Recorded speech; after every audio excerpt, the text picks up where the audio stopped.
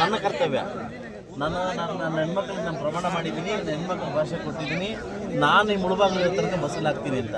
Election ಟೈಮಲ್ಲಿ ಬಸ್ಸಲ್ಲಿ ಹಾಕೋದಲ್ಲ ನಾನು ಹಾಕ್ತೀನಿ. ಇಲ್ಲ, ನಾನು ಇರೋ ತನಕ ನಿಮ್ಗೆ ಹಾಕ್ಕೊಡ್ತೀನಿ ಅಂತ ಅದು ಮಾಡ್ಕೊಡ್ತೀನಿ ಅಂತ ಹೇಳಿದ್ದೀನಿ. ಅದರಿಂದ ನೀವೆಲ್ಲ ಸೇರ್ಕೊಂಡು ವ್ಯವಸ್ಥೆ ಮಾಡ್ಕೊಡ್ತೀವಿ. ಆದ್ರೆ ನಿಮ್ಗೂ ಸ್ವಲ್ಪ ಸಹಾಯ ಬೇಕು. ಆಯ್ತು, ಹಂಗಾದ್ರೆ ಮಾಡ್ಕೊಡ್ತೀನಿ. ಹೇಳ್ಬೋದು ನಿನ್ನ ವ್ಯವಸ್ಥೆ ಮಾಡ್ತೀವಿ. ಅದ್ರ ಜೊತೆ ಜಾಗ ರೆಡಿ ಮಾಡ್ಕೊಂಡಿದ್ದೀವಿ. ಒಂದ್ಸರಿ ಮಾತಾಡ್ರೆ ಮಾತಾಡ್ಕೆ ನಗೇಶ ನಮ್ಮ ಗೌರ್ನ ಓಟ್ ಗೌರ್ನ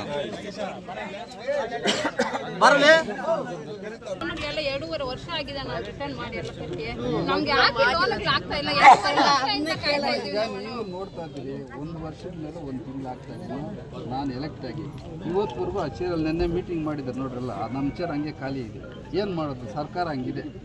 ಅವ್ರಿಗೆ ರೈತರು ಮಹಿಳೆಯರದು ಇವ್ರ ಕಷ್ಟ ಯಾವುದೂ ಕೇಳ್ತಲ್ಲ. ನಿಮ್ಮೆಲ್ಲರೂ ಶಾಪ, ಇದಕ್ಕೆ ಯಾರೇ ತೊಂದರೆ ಮಾಡಿದ್ರೆ ಅವರೆಲ್ಲರೂ ನಿಮ್ಮ ಶಾಪ ತಗೊಳ್ತಾರೆ.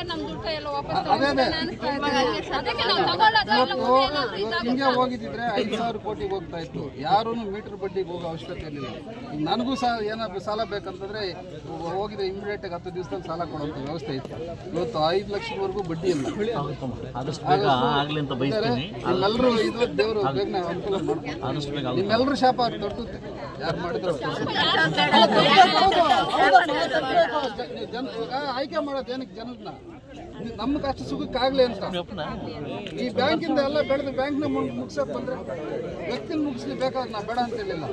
ಬ್ಯಾಂಕಿನ ವ್ಯವಸ್ಥೆನ ಮುಗಿಸ್ಬಿಟ್ರೆ ನನ್ನ ಪರವಾಗಿ ನಮ್ಮ ನಾಗೇಶ್ ಗೌಡ್ರು ಕೊಡ್ತಾ ಇದ್ದೀನಿ ನಿಮ್ಗೆ ಆಗ್ಬೋದಾ?